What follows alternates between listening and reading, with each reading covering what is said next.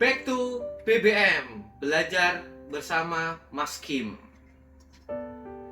Stop banting harga, no cutting price. Perlu kita ketahui bahwa dalam persaingan bisnis, banting harga memang membuat bisa untuk memperoleh keuntungan. Namun hanya dalam jangka pendek, bukan untuk jangka panjang. Keuntungan cuma sesaat. Baik di konvensional pun ada, bahkan di retail pun ada, dan lain sebagainya. Hal ini dikarenakan banting harga akan menurunkan kekuatan dalam perusahaan yang berdampak pada kepuasan pelanggan. Karena keuntungan yang diperoleh sangat minim sekali. Hal ini bisa menurunkan motivasi bisnis dan modal bisnis Anda. Tujuan dan resiko banting harga itu kan sebenarnya mereka menetapkan strategi banting harga beragam tujuannya. Seperti bagaimana menarik pelanggan sebanyak-banyaknya. Bagaimana bisa mematikan bisnis kompetitor. Menaikkan citra dan popularitas bisnis, dan lain sebagainya. Namun, sebelum melakukan banting harga, banyak resiko yang mungkin didapat jika melakukan banting harga pada bisnis itu sendiri. Untuk itu, harus dipahami resiko yang didapat dari banting harga. Merusak harga pasaran produk kita, itu pasti jelas. Menurunkan profit kita. Bisnis tidak bertahan dalam jangka panjang. Kemungkinan bisa bisnis mengalami bangkrut. Mungkin pada awalnya banting harga dilakukan pembisnis dengan tujuan menarik pelanggan sebanyak-banyaknya. Sehingga tidak heran jika banyak pelanggan yang tergila-gila dengan produk banting harga, meski kualitasnya belum dipastikan bagus. Meski pelanggan datang banyak, produk yang dijual laku keras. Namun, pernahkah dipikirkan berapa keuntungan yang didapat dari banting harga? Kalau jika diperhatikan, pasti dalam banting harga itu pun tidak memperoleh keuntungan. Mengapa bisa demikian?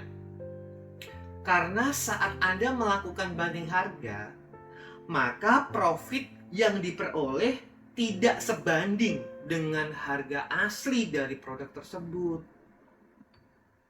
Bahkan mungkin saja jika diperhitungkan justru akan rugi banyak. Tujuan menjadi seorang pebisnis kan seharusnya tidak semata-mata untuk mendapatkan keuntungan saja, tanpa mempedulikan kelangsungan bisnis dalam jangka panjang. Karena pada umumnya seharusnya pebisnis selalu berupaya dalam mendapatkan pelanggan dengan cara inovasi-inovasi dan kreativitas pelayanan yang terbaik. Sebagai pebisnis, kita harus fokus dalam membenahi kelangsungan bisnis yang kita kembangkan dan jangan terpengaruh dengan harga pesaing sebagai patokan harga untuk melakukan strategi banting harga. Karena bisa jadi pesaing Anda justru lebih efisien dalam menjalankan operasi bisnis mereka, sehingga mereka sudah mempertimbangkan dalam melakukan banting harga. Ini cuma sekedar edukasi. Nah, itulah resiko yang didapat jika Anda melakukan banting harga pada bisnis ini. Untuk itu, sebelum mengambil keputusan untuk banting harga, sebaiknya untuk lebih mempertimbangkan dampak-dampaknya dan resiko yang ditimbulkan dari banting harga itu sendiri untuk kelangsungan bisnis Anda. Saran sih, jangan beli barang cutting press. Jangan terbuai dengan barang murah. Siapa yang tanggung jawab bila itu nanti terjadi sesuatu? Buatlah pelayanan yang berbeda. Seperti yang disebut sebelumnya. Banting harga mendatangkan keuntungan dalam jangka waktu pendek.